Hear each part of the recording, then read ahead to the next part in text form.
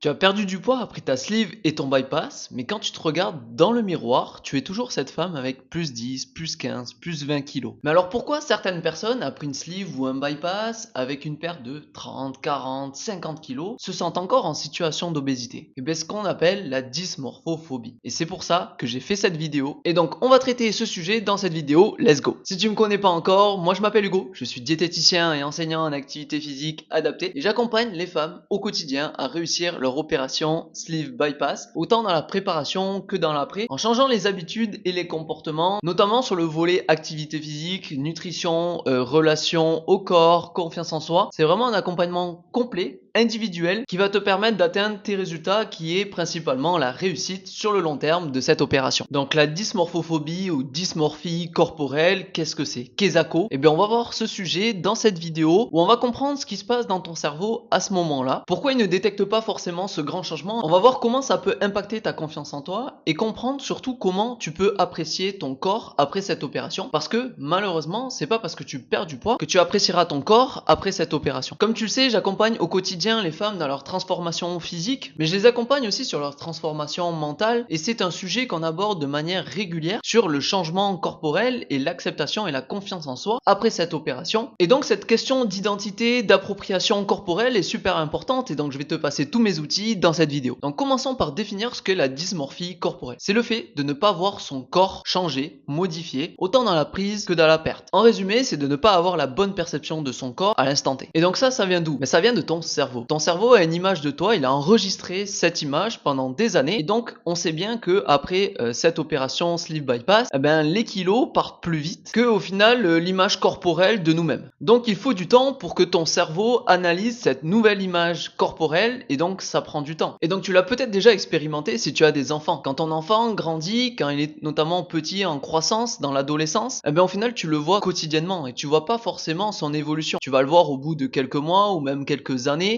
aussi par le retour des personnes qui le voient de manière moins fréquente. Ah punaise, qu'est-ce qu'il a grandi. Et donc tu peux faire le parallèle aussi avec toi. Tu vois les kilos s'envoler sur la balance, mais en même temps tu te vois aussi tous les jours devant le miroir ou en te mettant des vêtements, etc. Et donc tu ne vois pas forcément l'évolution aussi pour ces raisons-là. Mais alors quels sont les signes que tu dois détecter pour savoir si tu as une dysmorphie corporelle? Mais la première, c'est de se voir ou de se sentir encore en surpoids ou en situation d'obésité, alors que ton poids a radicalement changé. La deuxième, tu évites les photos, les miroirs. Troisième point, tu portes encore des vêtements trop grands, et quand tu vas dans les magasins, tu te diriges toujours vers le rayon grande taille en pensant que ce rayon est toujours approprié pour toi. Quatrième point, c'est quand on te fait un compliment sur ton changement physique et que tu te sens mal à l'aise et que tu acceptes difficilement ce compliment. Cinquième et dernier point, c'est que tu as une peur hyper présente de reprendre du poids alors que ton poids est stabilisé ou continue à perdre, que tu réalises et que tu mets en place de bonnes habitudes. Il y a toujours cette peur profonde. Alors rassure-toi, elle est dans 80, 99 peut-être % des personnes qui se font opérer, mais c'est un signe sur lequel il faut travailler. Et j'ai accompagné plein de femmes qui ont perdu 30, 40, 50 kilos, mais ce passage, et notamment vestimentaire, est très difficile. Beaucoup de personnes restent avec des vêtements déjà trop grands. Et donc on travaille au quotidien sur leur confiance en eux, et surtout on les booste à passer cette étape-là, à racheter des vêtements, à passer ce cap quand on va dans le magasin, de pas aller dans le rayon grande taille et de se diriger vers les tailles XL, M, M. Et c'est là aussi où on passe vraiment un cap, et donc on accompagne plein de femmes dans ce processus qui ont perdu 30, 40, 50 kilos. Et donc ce changement corporel peut être impactant au niveau de la confiance en soi. Et donc il faut travailler dessus pour déjà s'autoriser à racheter de nouveaux vêtements et ne pas garder avec des vêtements trop amples, ou aussi d'aller directement vers le rayon taille XL, L, M, et on a de super victoires parce que on les incite vraiment à passer cette étape d'acheter de nouveaux vêtements. On a même créé dans le groupe WhatsApp un onglet Vinted où les personnes s'échangent, se vendent des vêtements, parce que ça fait partie du processus pour éviter cette dysmorphophobie, de porter des vêtements où on se sent bien et qui sont à la bonne taille. Mais alors pourquoi c'est si important de travailler sur cette dysmorphie corporelle? Mais au final, parce que tu peux atteindre tous tes objectifs. On peut parler d'objectifs de poids, même si tu connais mon avis dessus, je pense que c'est un mauvais indicateur et qu'il faut pas se donner d'objectifs de poids. Bref, je ferme la parenthèse. Mais tu peux avoir diminué tes douleurs, tu peux être plus mobile, tu peux pouvoir faire toutes les activités que tu souhaites. Mais si tu te vois toujours en situation d'obésité ou en surpoids, ça va être problématique parce que tu ne vois pas ta transformation, tes changements. Tu vas peut-être les voir au quotidien, et encore que, ça dépend des cas. Mais devant le miroir, ça va être difficile encore pour toi. Et donc, quel est l'impact de ça au quotidien? Frustration, perte de motivation, par exemple, sur tes habitudes, peut-être moins d'activité physique, peut-être peut-être un peu plus d'alimentation moins structurée. Et donc on peut partir sur une sleeve ou un bypass réussi, mais vu que le reflet dans ton miroir était celui avant l'opération, et ben ça peut être très difficile à l'accepter, et donc ça peut être dévastateur par la suite pour la réussite de ton opération. Et donc généralement, au travers de mon expérience, je retrouve deux types de personnes dans cette perte de poids. Et là on va parler d'identité corporelle. La personne qui a perdu 20, 30, 40 kilos, qui se retrouve, admettons, à 70 kilos, mais qui a déjà fait ce poids dans les années intérieures. Et ben ça va être beaucoup plus facile pour elle et son cerveau de réapproprier cette image de soi parce que c'est déjà une image qu'elle a vécue. Mais à contrario, le deuxième profil de personnes où c'est beaucoup plus difficile, mais qui ont des difficultés à se reconnecter à leur image corporelle parce que le poids qu'elles font aujourd'hui, 70, 60, 50 kilos, n'avait jamais été atteint dans les années précédentes, ou du moins pendant l'adolescence ou pendant l'enfance. Et donc si tu te reconnais dans ce profil-là, il y a plus de chances effectivement que tu aies une dysmorphie corporelle et qu'il va falloir travailler un peu plus sur cette réappropriation corporelle, cette identité, cette nouvelle identité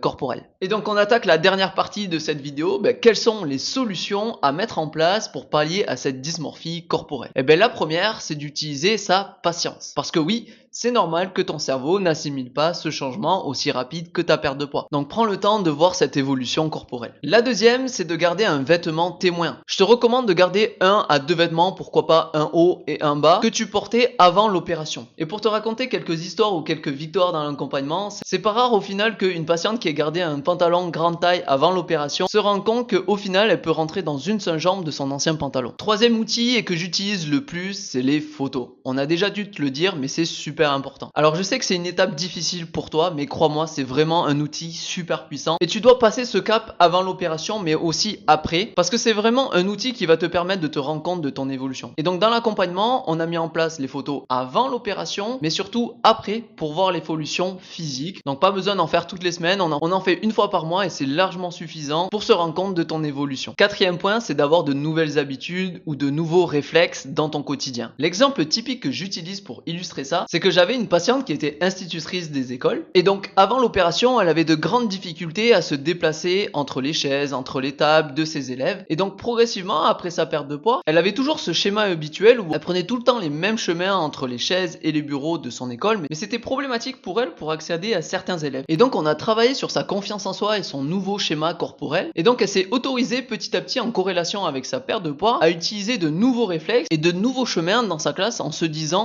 au final je passe ici, je passe entre ces deux tables, je passe entre ces deux chaises et donc je vais pouvoir accéder à cet élève pour pouvoir l'accompagner le mieux possible. Et donc ces réflexes là au quotidien on n'y prête plus attention et c'est devenu une habitude, mais c'est important d'y travailler dessus parce que ça peut grandement nous faciliter sa profession ou sa vie de manière générale. On peut parler aussi d'autres exemples comme passer entre les voitures dans le parking ou alors ne plus regarder les restaurants en avance pour voir s'il y a des chaises avec des accoudoirs ou pas. Tous ces changements et ces réflexes liés à l'identité visuelle, c'est important de la travailler pour faciliter ton quotidien. Cinquième point, on en a déjà parlé, mais c'est le shopping. Donc utilise Vinted, ça peut être ton meilleur allié pour t'autoriser à bas coût, parce que oui, c'est un budget de changer de garde-robe de manière régulière. Donc utilise Vinted pour changer de manière régulière tes vêtements pour qu'ils soient appropriés à tes goûts, mais surtout à ta taille. Sixième point, accepter les compliments. Et oui, je sais que c'est pas simple, mais il faut que tu les acceptes. Parce que dans ta tête, qu'est-ce qui se passe à ce moment-là? Ah ben, elle me fait un compliment. Elle me dit que je suis jolie, que je suis mince, que je me suis aminci. Et donc là, dans ta tête, le premier réflexe qui se passe, c'est de te dire qu'est-ce qu'il ou elle pensait de moi. Et donc c'est important à ce moment-là de gommer et d'enlever ces petites phrases parasites et d'accepter réellement le compliment à ce moment-là. Et tu vas voir au final qu'il y a plus de positif que de négatif de l'accepter. Septième point, c'est l'automassage ou le massage tout court. Donc n'hésite pas à aller te faire masser ou demander à ton partenaire de vie de te masser. C'est un moment sympa et ça permet aussi de retravailler cette identité corporelle et ces changements physiques. Huitième point, et tu te doutes que je vais passer par là, eh bien oui, c'est l'activité physique. Ça va avoir un grand impact sur plusieurs points. Déjà la confiance en soi, parce que si tu fais les bons exercices, que tu as un plan d'entraînement et que tu vois ton évolution chaque semaine, tu es beaucoup plus mobile, moins essoufflé, moins de douleur, tu as beaucoup plus de force, tu as un corps plus tonique,